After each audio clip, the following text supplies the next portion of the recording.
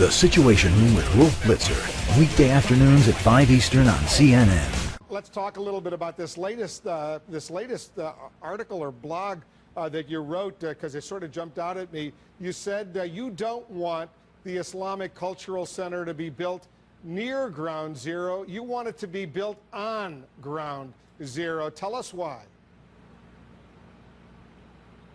Well, I'm just so offended by the bullying that's been taking place, picking on people who make up a very small percentage of our population and treating them as if they're not Americans.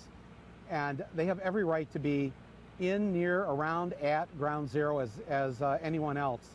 And I just got to thinking that, you know, the America that I believe in is an America that is generous of spirit and not one that wants to attack people because of their religious faith. And I personally feel very bad that these 19 murderers of 9/11 who killed 3,000 people were able to hijack a religion, did something what they said was in the name of Islam, and have made life very difficult for everybody else who is a member of this faith.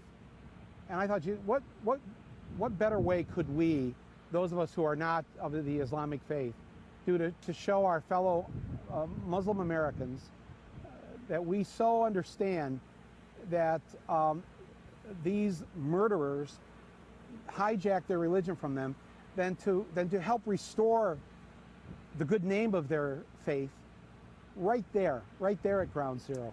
I mean, frankly, I never believed that there. Yeah, I was just going to say, let me interrupt for a moment, because as you know, a lot of Americans think that they have every right to build the cultural center and mosque near Ground Zero, but they don't think it's necessarily appropriate. A brand new Quinnipiac University poll, for example, asked, is it appropriate to build a mosque and Islamic center near Ground Zero? 28% said yes, 63% said no. Why do Americans, why are they so opposed to this idea of building this mosque and cultural center near, not on Ground Zero, but even near Ground Zero? Yeah, even near it. Yeah, I think it's because we're a little slow on the uptake sometimes. Those are pretty much the exact numbers of the people at the beginning of the Iraq War, of 28%, 30% opposed it, and about 70% were in favor of it. We always seem to get it wrong at first, whether that was with slavery, killing Indians, women not voting. We're not very good at the beginning of these things. We're really great, though, as we move along. We live in a nation where, sadly, people listen to things. They get afraid very easily. We have 40 million adult Americans who are functional illiterates, which means they can't read and write above the 4th grade level. So that's the America we live in, and sometimes we have to put up with that. But everybody, regardless of their level of ignorance, I believe, at their core is good and has a good heart. And if presented with the truth, and the truth is that Muslim Americans are Americans the same as every other American. And what do you say, Michael? What do you say, Michael, to a family member of someone who was killed at Ground Zero, who says, you know, I don't really think this is appropriate? Look in the camera and tell us what you would say to that family member. I would say that I completely understand how you feel. If a member of my family was murdered, I live in a nation where they would not allow me to sit on the jury. Yet common sense kind of says to me, well, who better to judge those who took my family member's life than the family itself to get retribution? But we don't have a system like that, do we? The reason we don't is because we have to separate the emotion from it, because sometimes if we just let emotion take over and run things, the wrong decisions get made. I went to Mass yesterday, Wolf. Do you think I'm a pedophile sympathizer? Should I be judged because some priests committed a crime against children? Do you think less of me because of that, or because Timothy McVeigh was a Catholic and blew up the Oklahoma City building?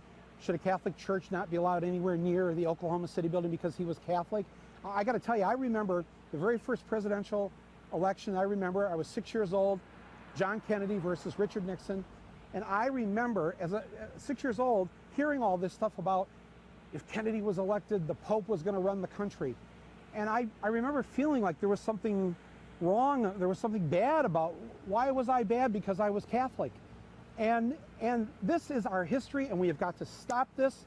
And those of us who are part of the majority have to always stand up for the minority when they're being bullied by people who are using this issue for their own political gain. What did you think of the way the president, the commanding general in Afghanistan, General Petraeus, the news media for that matter, handled the whole issue of that pastor in Florida who said he was going to burn a couple hundred copies of the Quran?